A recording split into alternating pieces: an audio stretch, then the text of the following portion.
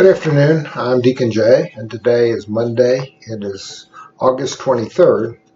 And today I'm going to talk once again about yesterday's readings from the 21st Sunday in Ordinary Time, because these readings it's a really good set of readings for us to consider today. And in the readings, it really talk about three different covenants in each one of the readings. The first reading is from the book of Joshua, and I didn't talk about that one yesterday. In that reading, Joshua says, "As for me and my household, we will serve the Lord." As I look up above the screen here and see what's on the wall, plaque on the wall back here, I see that saying, "As for me and my house, we will serve the Lord." That's a very important thought for all of us to keep in mind. Obviously, when my wife put that plaque back here on the wall, she wanted to make sure that I remembered that. It's really hard now to forget about it, even though sometimes it's difficult to do that. And this covenant in the book of Joshua affirmed the covenant between Israel and the Lord. Then we have the second reading from the book of Ephesians, chapter 5, the letter to the Ephesians, really, chapter 5.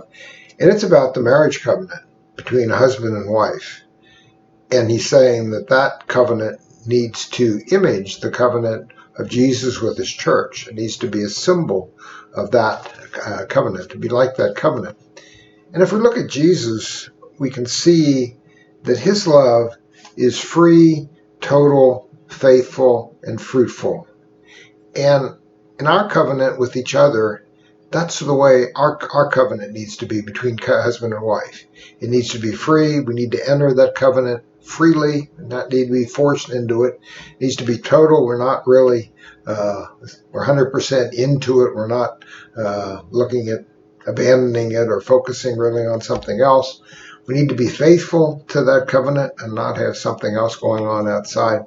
And the covenant also needs to be fruitful. We need to be open to life. So those are very important aspects of the marriage covenant. And then finally, in the gospel reading, we hear about the new covenant, the Eucharist. And Peter there said, when they said, "So many walk away," Jesus asked to Peter, will you walk away also? And Peter says, "Lord, to whom shall we go? You have the words of eternal life." So we can't abandon that covenant. We can't walk away from Jesus. We can't walk away from the Eucharist. And many today have done that. Many people today that are Catholics, and they don't come to church anymore. They just come on Easter and Christmas. Or if they are coming to church, some are receiving the Eucharist unworthily, or they don't realize that they're receiving Jesus Christ's body, blood, soul, and divinity. So that covenant is also critical. So what about each of us?